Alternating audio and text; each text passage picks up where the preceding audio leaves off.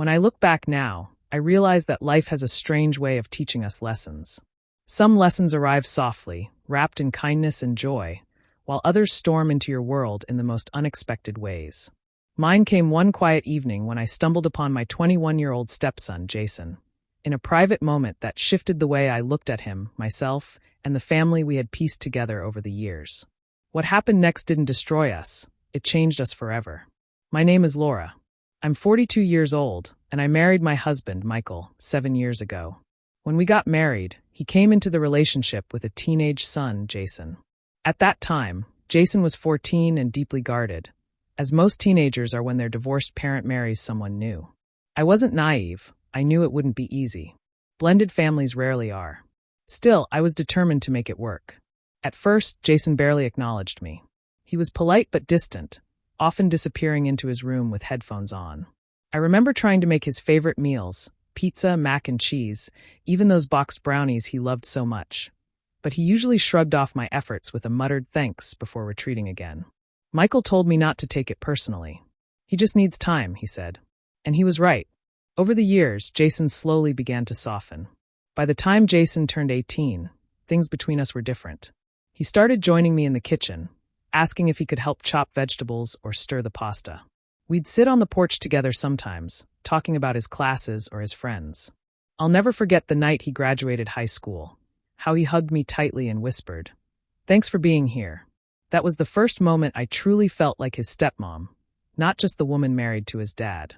Still, even with the bond we built, there was always a thin, invisible wall between us, as though Jason was afraid of letting me too far in. I respected that wall, but I also hoped that, with time, it might come down.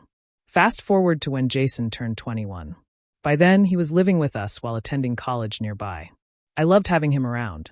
Michael worked long hours as a contractor, often traveling for projects, so Jason's presence in the house made it feel less empty. He was witty, intelligent, and carried himself with a maturity that often surprised me. He had become a young man, and I was proud of him. But then came that night. It was a Tuesday, and Michael was away on a week-long project in another state. I had cooked dinner for Jason and me, chicken Alfredo with garlic bread, his favorite. Afterward, we watched a movie together in the living room, laughing at the corny dialogue. Around 10 o'clock, I excused myself to head upstairs, leaving Jason still lounging on the couch. An hour later, I realized I had left a load of laundry in the dryer in the basement. Groaning at my forgetfulness, I padded downstairs in my slippers.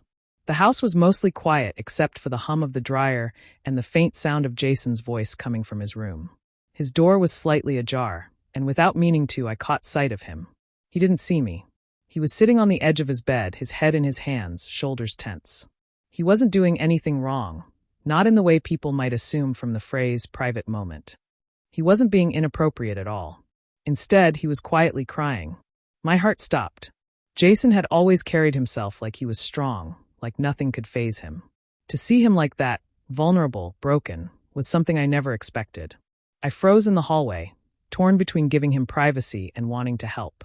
Finally, after a moment that felt like an eternity, I knocked gently on the door. "Jason," I whispered. He quickly wiped his face and looked up, startled. "Laura? I'm fine." His voice cracked. "You don't look fine," I said softly, stepping into the room. "Can I sit?" He hesitated but then nodded. I sat beside him on the bed, the silence thick between us. After a moment, he whispered, "It's just a lot." "What's going on?" I asked gently. And then it poured out.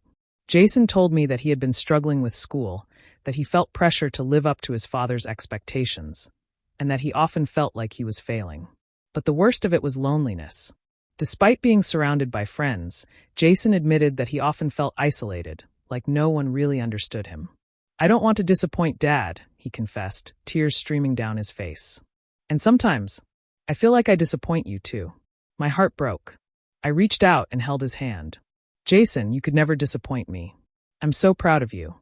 Not because of your grades, not because of what you accomplish, but because of who you are." He looked at me, his eyes red and wet. "You really mean that?" "I do," I said firmly. "You've grown into an incredible young man, and you don't have to carry all this alone. I'm here always." That night, something shifted between us. For the first time, Jason let the walls down completely. We sat there for hours, talking about his fears, his dreams, and even his regrets. I listened, I reassured him, and when he finally leaned against me, exhausted from crying, I wrapped my arms around him like I would my own son. The bond we formed that night carried into the days and weeks that followed. Jason began opening up more, confiding in me about things he had never shared before. He started joining me for morning coffee, helping me with chores, even asking for advice about school and friendships. Our relationship deepened, not in a way that crossed boundaries, but in a way that redefined what family meant for us. When Michael returned from his trip, he noticed the change immediately. "You two seem closer," he remarked one evening at dinner. Jason smiled and said, "Yeah, Laura's been really there for me." My husband looked at me with gratitude in his eyes, and in that moment, I knew I had done the right thing by walking into Jason's room that night. What happened next truly did change everything. Jason began excelling in school, not because he suddenly had all the answers, but because he no longer felt alone in the struggle. His confidence grew, and so did his happiness. He even began dating someone, a sweet girl named Emily, and I watched with pride as he introduced her to us, his eyes shining with joy. Looking back, I realized that if I hadn't caught Jason in that private moment, if I had walked past his door and ignored what I saw, I might never have truly understood the depth of his pain. That moment of vulnerability became the foundation of something stronger between us, something built on trust, compassion, and unconditional love. Today, Jason is 24. He graduated college last year, and he still calls me almost every day. He'll say, "Hey Mom, just checking in." And those words never fail to bring tears to my eyes. Because while I may not be his biological mother, in every way that matters, he chose me as his mom. That night changed everything. It reminded me that family isn't defined by blood alone. It's defined by the moments we choose to show up, the times we choose love over distance, and the courage to step into someone's pain instead of walking away. And for that, I'll always be grateful.